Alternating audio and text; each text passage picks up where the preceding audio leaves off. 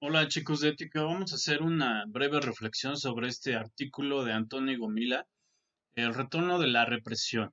La pregunta detonadora pues tiene que ver con esta cuestión de la represión social. Ustedes me van a elaborar como actividad principal qué es la represión en un mapa conceptual. ¿Sí? Después en las anteriores sesiones pues vamos a seguir viendo esta circunstancia de la represión en diferentes contextos. Pues bien, vamos a dar inicio. Eh, Aquí nos menciona que en un debate filosófico en torno al autoengaño siempre ha transcurrido sobre el trasfondo de la verosimilitud de la teoría de la represión de Freud. En la última década, el interés renovado por el estudio de la memoria ha generado una serie de resultados empíricos que ilustran la naturaleza y funcionamiento de un mecanismo de represión. ¿Qué será la represión? ¿Qué será?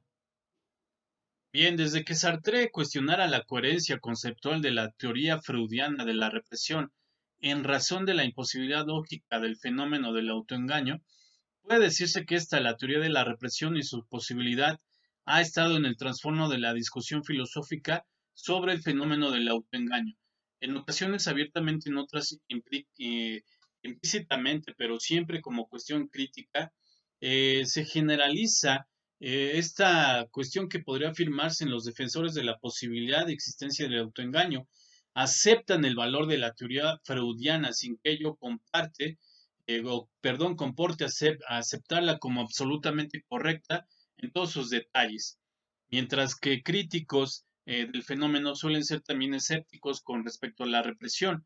Por eso en este debate ha corrido paralelamente la cuestión de la existencia del autoengaño con la de con su concebibilidad. Aceptar que el fenómeno puede darse requiere justificar su mera posibilidad conceptual. Esta cuestión de la represión social tiene que ver de alguna manera en una cuestión psicológica que también planteó Freud. Pero es interesante toda esta cuestión de la represión, no como se planteó desde Freud, sino en la cuestión política. ¿De qué manera hay una represión política, social, cultural? ¿De qué manera existe esa represión ante esta sociedad? ¿Cómo conformamos nosotros esta, esta cuestión de la represión y salir adelante? ¿Cómo se puede manifestar uno?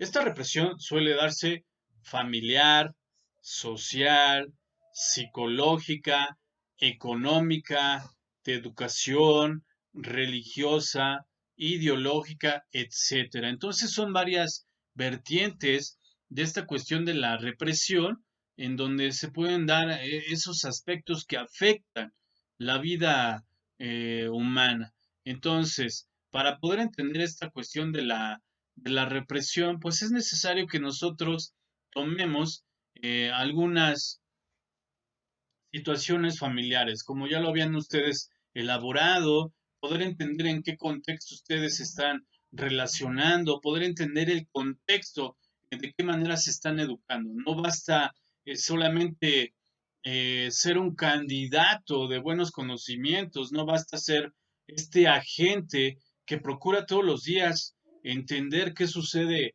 en este mundo banal, si se puede decir así, y de qué manera nosotros nos relacionamos con los otros. ¿De qué manera hay ese impulso por entender las diferentes circunstancias y de por qué estoy manifestando lo que siento, lo que digo, el objetivo, para que esta circunstancia, esos fenómenos que me hacen daño como individuo que tiene derechos, esos derechos también, ¿quién se los otorga? Si ya son inherentes, que ustedes lo recordarán en las anteriores sesiones, pero sobre todo, ¿de qué manera puedo evitar esa represión?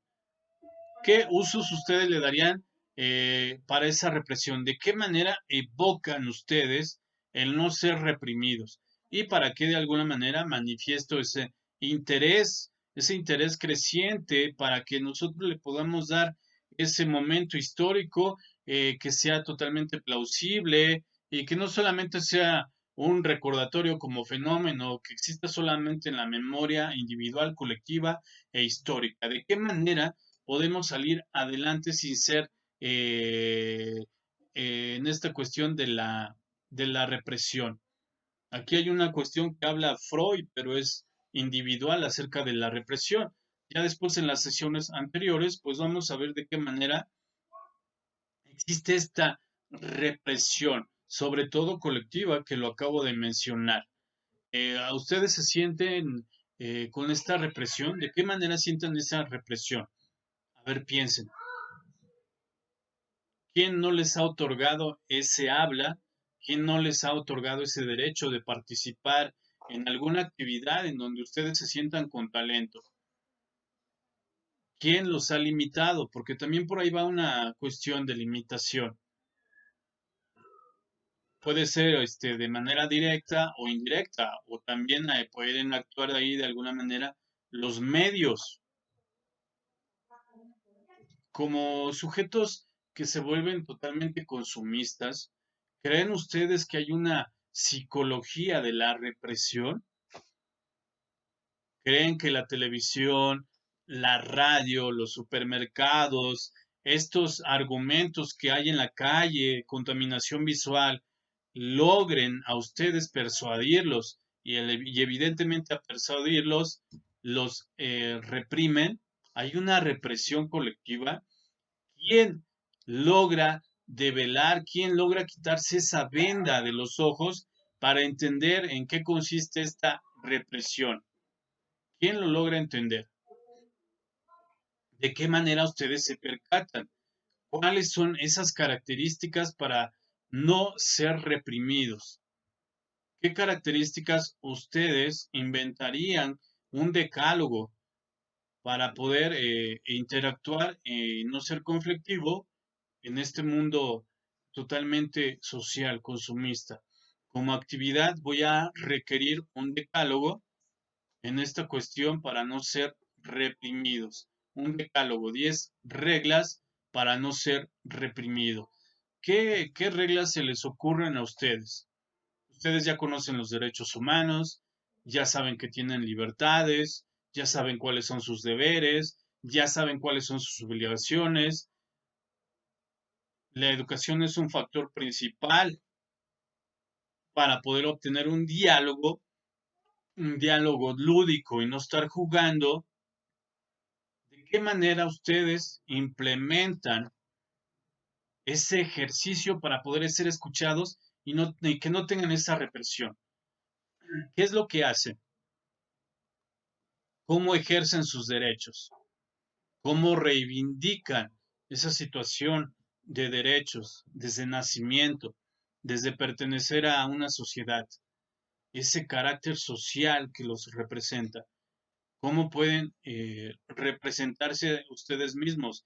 Sí, pueden haber movimientos, ya existen las redes sociales, existen diversas maneras para que ustedes estén presentes. Pero ¿cómo logran ustedes? ¿Cuál es el ejercicio principal? Y no pernotar, y sea permanente. ¿Cómo logran esas medidas para que no tengan esa represión social? ¿Cuáles serían? ¿Qué medidas usan ustedes para no ser reprimidos tanto social, culturalmente, económicamente, políticamente, familiarmente, hasta entre parejas se puede dar cuando son novios? ¿De qué manera ustedes hacen eso? Esa actividad voy a requerir el decálogo, por favor, como actividad en un mapa conceptual. Gracias.